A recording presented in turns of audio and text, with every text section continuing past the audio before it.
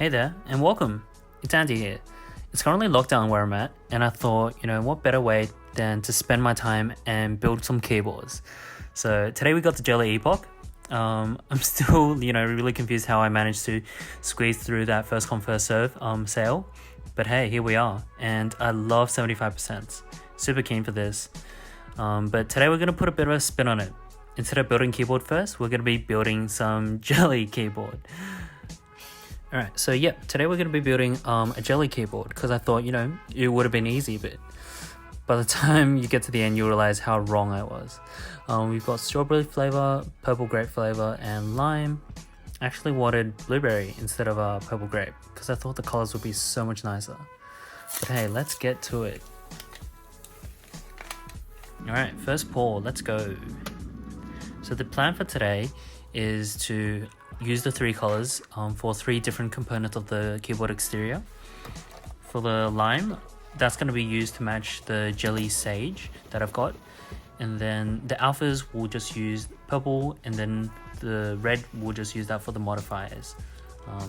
And I actually did a batch of mango flavored jelly right before this, the day before this actually, but that didn't turn out too great. It wouldn't even come off the container. So today I've cling wrapped the top so I could flip it, and hopefully it won't spill, but you never know. So bam, first one in the fridge, and then after this I'm gonna make two more purple for grape, and the red I actually did with the yellow. We'll let this set for about 4 hours and see how we go with the keyboard. Alright, on to the main event. So here's the Jelly Epoch, which I got from Our Labs or popkeyboard.com. I went with the Sage during the first come first serve raffle, which I would like to think is one of the reasons why I was able to get an actual keyboard. So let's have a look through the contents. Here is the polycarbonate plate. Pretty good looking. It's not shiny like most of the other ones, but that's cool. Also got myself a hot top PCB in this beautiful vibrant red color. Obviously I had no choice in it, but it looks pretty nonetheless. And the board itself. Dude, this is a heavy boy. Like, just look at it. You can't even probably tell by me lifting it. I'm just weak. Alright, here's the exciting part. Let's have a look. Oh, it's covered in cling wrap. It's a bit weird, but at least it protects it. And I'm really careful not to, even tear or scratch any part of that. Here are the accessories. They look like shaker fries, so I don't know. Maybe just me. But let's have a look at what we've got. So these are some standoffs. Put oil screw onto the plate. Some spacebar foam, just in case you wanted a bit more of a dampened sound. Shims for the stabilizers, so that it doesn't directly screw onto the plate. And some feet picks. JK. And here are some jelly gaskets that you put onto the plate that's meant to be giving it that supposed jelly feel. And the JST connector, which I forgot right there. Alright. So if it wasn't already sculpted from me making the actual jelly, it's about to be now. I dropped things everywhere in this video. The first one was the plate foam, and then this is the PE foam, which is meant to be giving it that little poppy sound. Apparently it's all the rage now. Everyone's putting it in their 7Bs and everything. And this is the case foam. Ooh, look at that left side. Already got that smudged. And I'm going to be using some eyebrow pluckers. Got no other tweezers at home, but it'll do. They've never been used, by the way, so there's that. Alright, put the silicone feet on. These actually don't stick on that well, in my opinion, but it'll do. Okie dokie. And the unscrewing part. So there's quite a lot of screws on this one. First you got to take off the weight. Got my handy screw kit here. Bam, bam, bam, bam. And this weight is like strong. It's heavy. More screws. A bit of an interestingly shaped daughter board. But I actually realized these things on the bottom, they're actually lights, LED lights. Little silicone protector for the weight. And more screws. Alright. And ta-da! Did somebody say more screws? Oh, And that's another screw that's gone falling in the background. Anyways, this is the middle frame. You can see that the jelly PCB fits in those grooves there.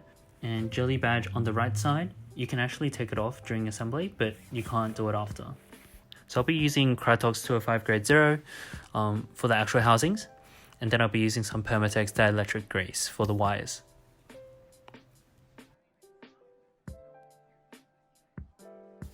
Bam, and off we go. Dude, look how fast this dude is. Look at that speed, that precision. Mate, this dude is straight up faster than Usain Bolt. Just look at him. Can someone get him like a ticket to Tokyo, straight up? He's gonna be earning like gold medals left, right, center. 100 meter, 200 meter, 400 meter, 800 meter. Oh, dude. Whack. And if you didn't notice before, I only had three housings out, and I need like double that or more. Whoops. Oh, also I forgot to mention, I'm using Durock V2 Stabs in that smoky grey color. Time to screw it onto the PCB. I had a bit of trouble with this actually. Spent a lot of time trying to screw it on, and the jelly PCB has this weird like border on the top and bottom that you have to take off, and it was just like incredibly hard. And I only later found out that you were meant to use a screwdriver and poke it through the hole and rip it off the PCB. Today we'll be also using Boba U4Ts, 68 grams, unlubed and unfilmed because nobody got time for that. Almost forgot to put on the foam. And now we go. Yeah, looks easy, huh? But in this process, I think I screwed up like as many as 10. 10 of those switches had bent pins, so I had to go back and fix them up again. But looking through the time lapse, looks pretty good. Alright, keycap time. So as you all know, GMK keycaps are delayed as hell. So ended up using some Godspeeds, which I managed to get off someone local. Pretty lucky actually. I heard the Botanical 2 is coming out really shortly, so I think that's what I'm going to put on this board. It's a bit basic, but I think it just matches perfectly with this color. So here are some quick pans of the keyboard itself. Looks amazing, mate. And if you're still watching at this point, thank you. And I recommend you subscribe. I'm going to be coming out with a lot more unique content, hopefully some insightful stuff, as well as builds. Maybe or maybe not because I'm addicted to keyboards and spend a truckload of money on them. Your boy's gotta eat somehow. Alright, back to the jelly. So it turned out quite nicely actually after that failed, yellow mango run. But this one actually, both the lime and the purple managed to come out without any breakage. So I'm really happy with that. Now you'll get to see where the issue was. So this red one here, it's like done normally, so it's not flipped, and you can see that it's really hard to get the jelly out and create the mods. So this took a long time. I think I don't know, I thought this was gonna take about like an hour or two, but I think I spent like the whole day on this project. Whoops. Yeah, they look pretty cute, right? And now cutting up all the alphas on the purple. Like the purple looks great here, but you actually realize that once I put it onto the base itself, that the colors don't quite match. Overall, I'm super happy with both my jelly keyboard and my actual keyboard. Although I might consider actually remaking the jelly keyboard with some hopefully blue alphas so they shine it or pop out a bit more. And for my actual jelly Epoch, I'm thinking about putting in some holy bobas because those sound a ton better. And here's the sound test.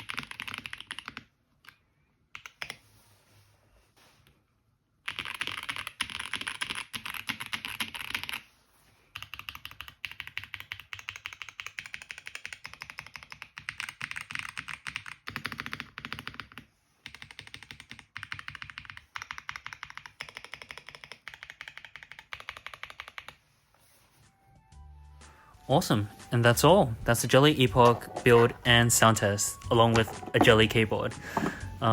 If you liked the video, give it a sub. Gonna come out with some more, hopefully interesting content over the next few days. So stay tuned.